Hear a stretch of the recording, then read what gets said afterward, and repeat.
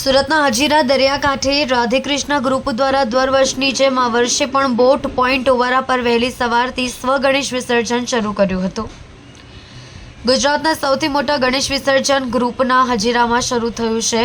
Hazira boat point ઓવારા ખાતે વિસર્જન માટેની તૈયારીઓ કરાઈ રહી છે। આજે 12 મહાકાય ક્રેનની મદદથી ગણપતિનું વિસર્જન કરવામાં આવશે। રાધે ગ્રુપ કૃષ્ણ ગ્રુપના સહયોગથી બોટ પોઈન્ટ ઓવારો હજીરા ખાતે વિસર્જનની પ્રક્રિયા હાથ ધરવામાં આવી રહી છે। ત્યારે 84 વિધાનસભાના ધારાસભ્ય, પોલીસ કમિશનર સહિતના અધિકારીઓએ ઉપસ્થિત રહ્યા હતા।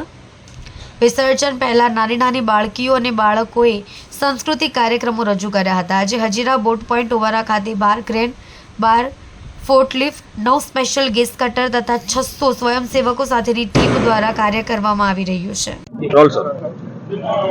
સાહેબ, સુરત હજીરાના બોટ પોઈન્ટ ઓવર ઉપર આજે આવ્યો છો અને કેટલી મૂર્તિ વિસર્જન થશે અને શું લાગી રહ્યું છે?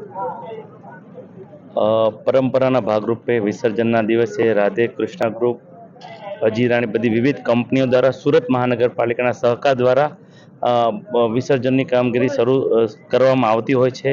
આજે કમિશનર શ્રી, મારા સાથી પદાધિકારીઓ, અમારી ચૂંટાયેલી પાક રાધાકૃષ્ણ ગ્રુપના તમામ આયોજન કમિટી દ્વારા પૂજા અર્ચના કરી અને અમે વિસર્જનની પહેલી મૂર્તિ હમણે પધરાવી છે।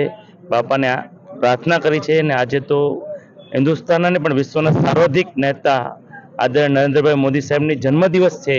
જન્મદિવસની હું તમામ સુરતીઓને શુભકામના પાઠવું છું અને ગણેશ વિસર્જનમાં આ વખતે સુરત મહાનગરપાલિકા દ્વારા વિવિધ ઝોનમાં ફૂલોને એકત્રિત કરીને 24 ટન જેટલો ફૂલો એકત્રિત કર્યા અને તેમાંથી અગરબત્તી બનાવવામાં આવે છે। સુરત મહાનગરપાલિકામાં વિવિધ 9 ઝોન દ્વારા 21 જગ્યાએ કૃત્રિમ તળાવોનું આયોજન કર્યું છે।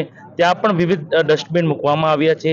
ત્યાં પણ એના વાઘામાંથી જે કંઈ પણ બને એ માટે આંગણવાડી બહેનો દ્વારા આવનાર સમયમાં તેમાંથી વિવિધ વસ્તુ બનાવીને નવરાત્રિમાં એ બહેનો વેચાણ કરશે અને આત્મનિર્ભર બનશે। ગણપતિનું આ પર્વ આપણે રોજગારી પણ આપતું રહે છે। આજે વિસર્જનના દિવસે તમામ ભાવિ ભક્તોને હૃદયપૂર્વકની શુભકામના પાઠવું છું।